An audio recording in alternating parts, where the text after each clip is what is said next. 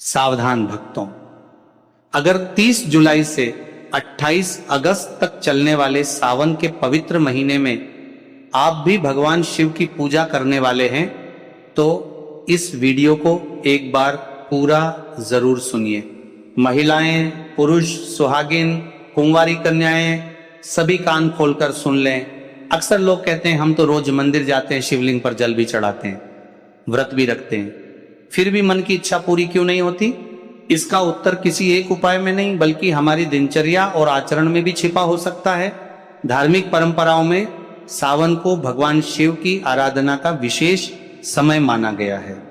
इसीलिए इस पूरे महीने श्रद्धा, संयम और सात्विक जीवन पर विशेष जोर दिया जाता है। कई बार पूजा तो पूरी श्रद्धा से होती है, लेकिन कुछ ऐसी आदतें भी साथ चलती रहती हैं जिनसे बचने की सलाह दी जाती है। आज के इस वीडियो में हम जानेंगे ऐसे 5 काम जिन्हें सावन के पूरे महीने न करने की परंपरागत सलाह दी जाती है। लेकिन सबसे पहले मैं आपसे एक छोटी सी बात पूछना चाहता हूं। क्या आपने कभी सोचा है कि भगवान शिव ने स्वयं इतना सरल जीवन क्यों अपनाया? क्यों वे महलों में नहीं बल्कि कैलाश पर्वत पर विराजमान हैं? क्यों उन्हें भोलेनाथ कहा जाता है? इसका एक संदेश है सरलता, संयम और सच्ची भक्ति। सावन का महीना हमें यही सिखाता है कि केवल पूजा करना ही पर्याप्त नहीं बल्कि अपने विचार, व्यवहार और जीवन को भी बेहतर बनाने का प्रयास करना चाहिए। इसीलिए इस वीडियो में बताई गई बातें किसी को डराने के लिए नहीं बल्कि सावन के महत्व को समझने और श्रद्धा के साथ उसका पालन करने के लिए। और ध्यान रखिए, 5वीं बात ऐसी है जिसे बहुत से लोग छोटी बात समझकर अनदेखा कर देते हैं, जबकि कई धार्मिक मान्यताओं में उससे बचने की सलाह दी जाती है। इसलिए वीडियो को अंत तक जरूर देखिए। तो आइए बिना किसी देरी के जानते हैं सावन के पहले नियम के बारे में।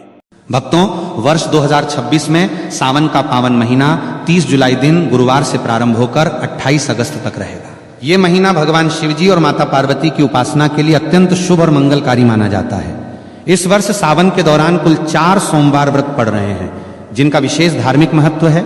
पहला सावन सोमवार व्रत 3 अगस्त को मनाया जाएगा, दूसरा सोमवार 10 अगस्त को, तीसरा 17 अगस्त को और सावन का चौथा तथा अंतिम सोमवार व्रत 20 अगस्त को होगा। सावन का समापन 28 अगस्त 2026 को हो रहा है जो कि रक्षाबंधन का पर्व है। इसी दिन बहनें अपने भाइयों की कलाई पर रक्षा सूत्र यानी राखी बांधकर भाई बहन के अटूट प्रेम और विश्वास के त्योहार को मनाएंगी। सावन का पहला दिन यानी 30 जुलाई भगवान श्री हरि विष्णु की कृपा प्राप्ति के लिए भी बहुत दुर्लभ और शुभ संयोग लेकर आ रहा है। पौराणिक मान्यताओं के अनुसार सावन के पूरे महीने में शिव भक्त शिवलिंग पर जल और बेलपत्र अर्पित करके सुख, समृद्धि, सौभाग्य और दीर्घायु का आशीर्वाद प्राप्त करते हैं। ये समय सुहागिन महिलाओं के लिए अखंड सौभाग्य के नियमों का पालन करने और मंगला गौरी व्रत के माध्यम से पति की उन्नति की कामना करने के लिए सबसे बेहतर माना गया है। अतः 30 जुलाई से शुरू होने वाले इस पवित्र माह में श्रद्धा, नियम और पूर्ण सात्विकता के साथ महादेव की शरण में जाकर कोई भी भक्त अपनी हर मनोकामना पूरी कर सकता है। सावन का महीना कोई साधारण महीना नहीं है। ये ब्रह्मांड के रचयिता, पालनकर्ता और संहारक साक्षात देवों के देव महादेव का काल है। हमारे हिंदू पंचांग के अनुसार जब भगवान विष्णु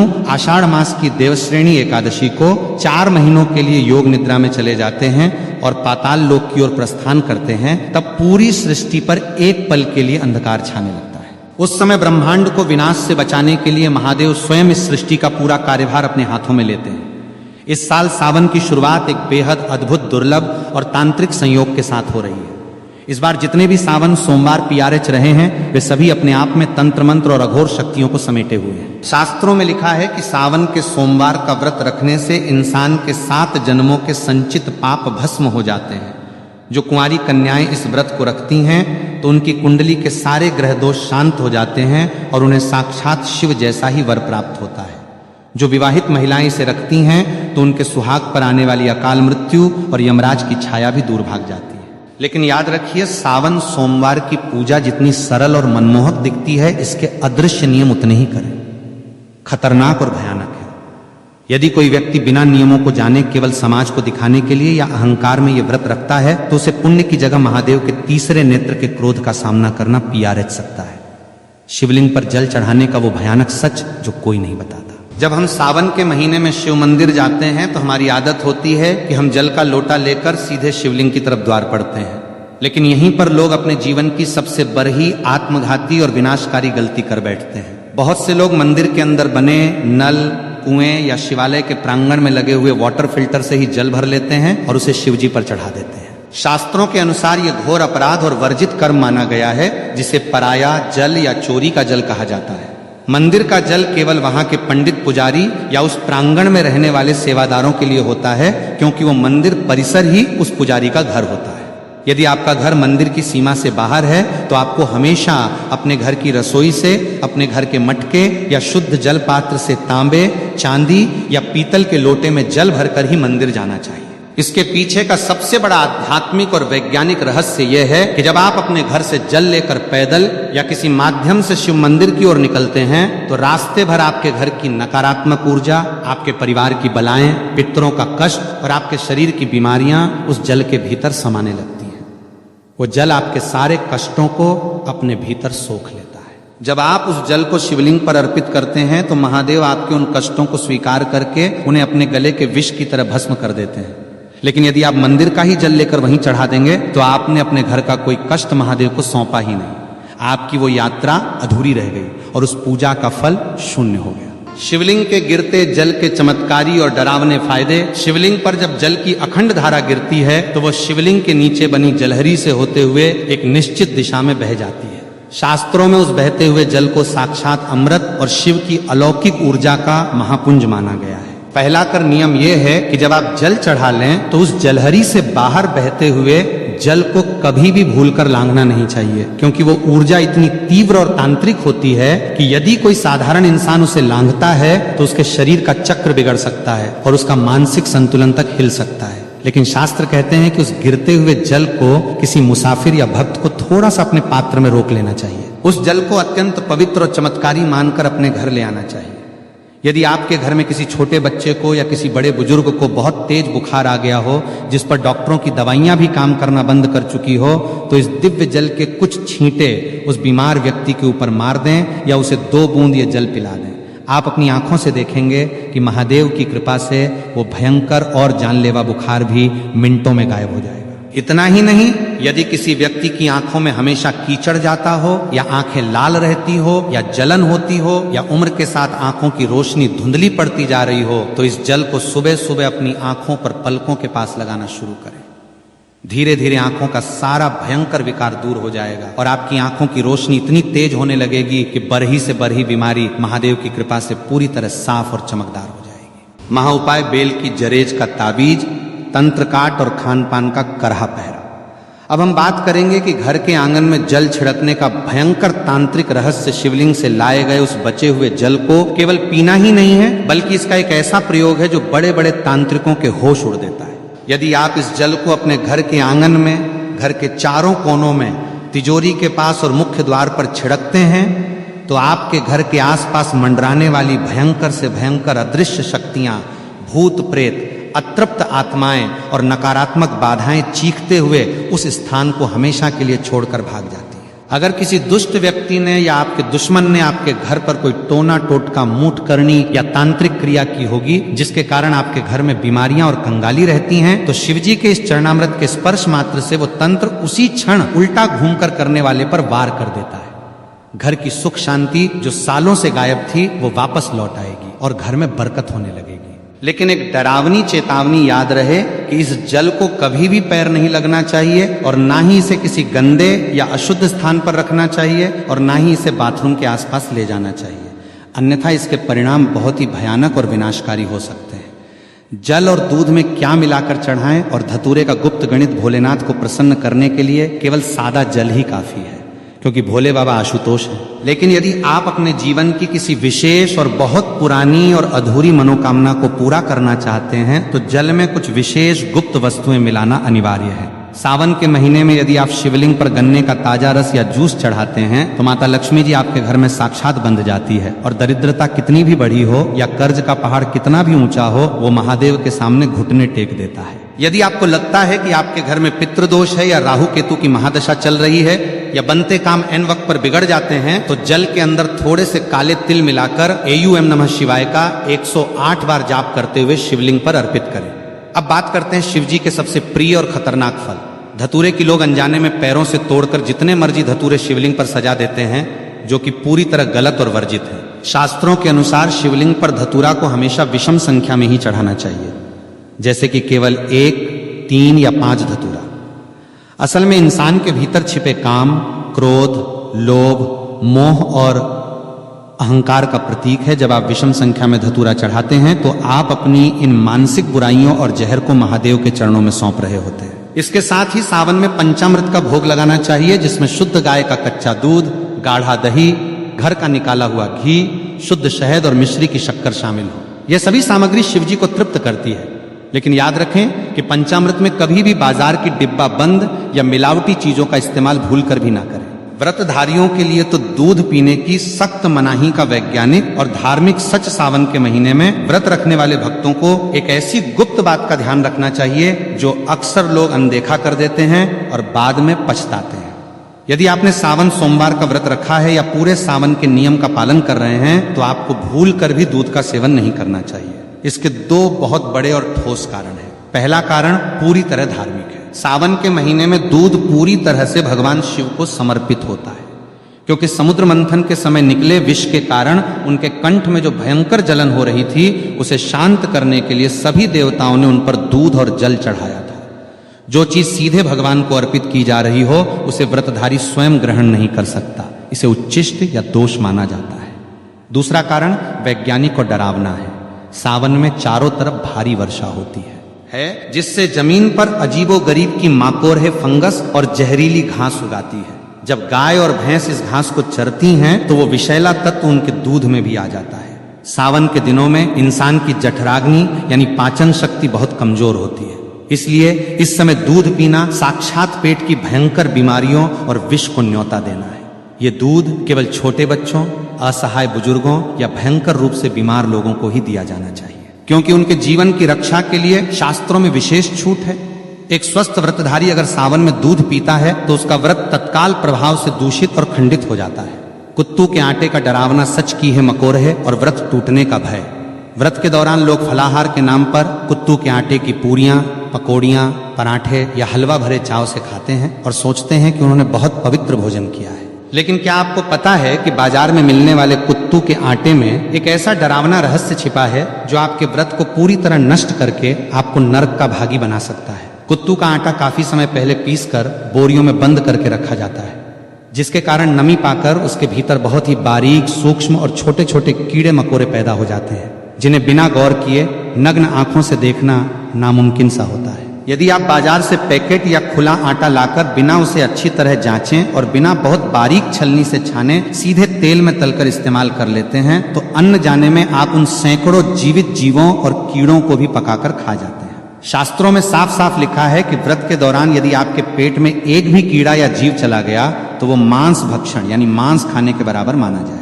जैसे ही आपने अनजाने में भी उस मांस रूपी की को खाया, तो आपका व्रत उसी क्षण पूरी तरह टूट गया और आपको व्रत के पुण्य की जगह जीव हत्या का भयंकर पाप लग गया और आपका मानस पूरी तरह अपवित्र हो गया। इसलिए जब भी कुत्तू के आटे का प्रयोग करें, लेकिन उसे पहले धूप में सुखाएं और बारीक छलनी से 3 बार छानें और पूरी तरह आश्वस्त होने के बाद ही खाएं। व्रत में नमक के नाम पर केवल और केवल शुद्ध सेंधा नमक का ही प्रयोग होना चाहिए।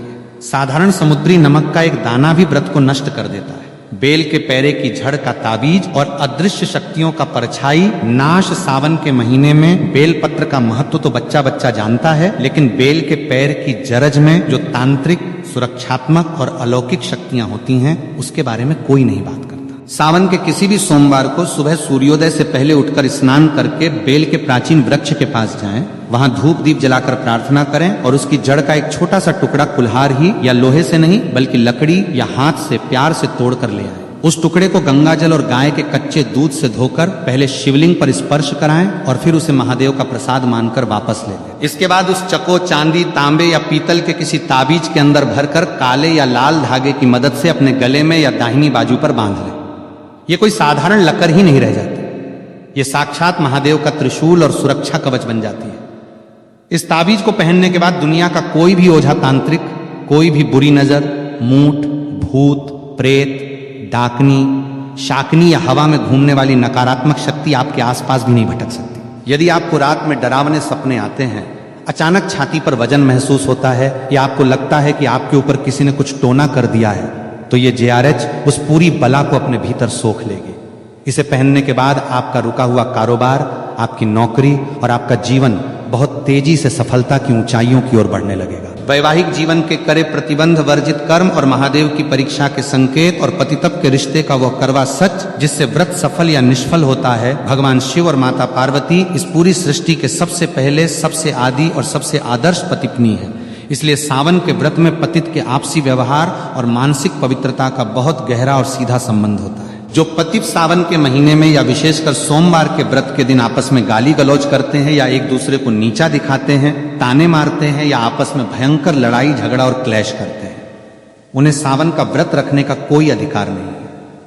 यदि ऐसी अशांत स्थिति में आप भूखे रहकर व्रत रखते भी हैं तो महादेव आपके उस व्रत को कभी स्वीकार नहीं करते। आपका भूखा रहना केवल एक शारीरिक प्रताड़ना और नाटक बनकर रह जाता है और आपके पुण्य की सारी ऊर्जा उसी क्षण नष्ट हो जाती है।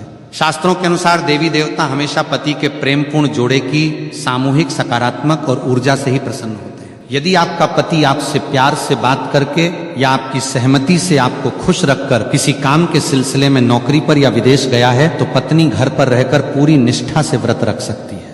लेकिन यदि दोनों के बीच भयंकर क्लेश हुआ है, पत्नी रोते हुए और पति को गाली देते हुए अपने मायके जाकर बैठ गई है और वहां सावन का व्रत रख रही है, तो वो व्रत पूरी तरह निष्फल है। कोर्ट मैरिज और अधूरी शादी वाली महिलाओं के लिए शास्त्रों का करह निषेध आज के आधुनिक और पाश्चात्य युग में बहुत से युवा कोर्ट में जाकर कागजों पर दस्तखत करके शादी कर लेते हैं और समाज में उसे ही अपना पूरा विवाह मान लेते हैं। लेकिन सनातन शास्त्रों, वेदों और हिंदू धर्म के अनुसार कोर्ट मैरिज एक पूरी तरह अधूरा और केवल कानूनी विवाह है। धार्मिक नहीं, जब तक पवित्र अग्नि को साक्षी मानकर वैदिक मंत्रोवार के बीच कन्यादान और 7 फेरे नहीं लिए जाते, तब तक वह विवाह आध्यात्मिक रूप से पूर्ण नहीं माना जाता। शास्त्रों के अनुसार ऐसी अधूरी शादी वाली महिलाओं को सावन का मुख्य और कर व्रत रखने से बचना चाहिए, क्योंकि जब तक विवाह के 7 फेरे पूरे नहीं होते तब तक महिला को अपने पति के आधे पुण्य की प्राप्ति नहीं होती और ना ही वो धार्मिक रूप से अर्धांगिनी कहलाती है। यदि ऐसी महिलाएं व्रत रखना चाहती हैं तो उन्हें पहले विधिवत रूप से भगवान शिव और माता पार्वती जी के सामने 7 फेरे या विवाह की रस्में पूरी करनी चाहिए, तभी उनका व्रत पूर्ण रूप से फलदायी माना जाएगा और उन्हें सौभाग्य की प्राप्ति होगी।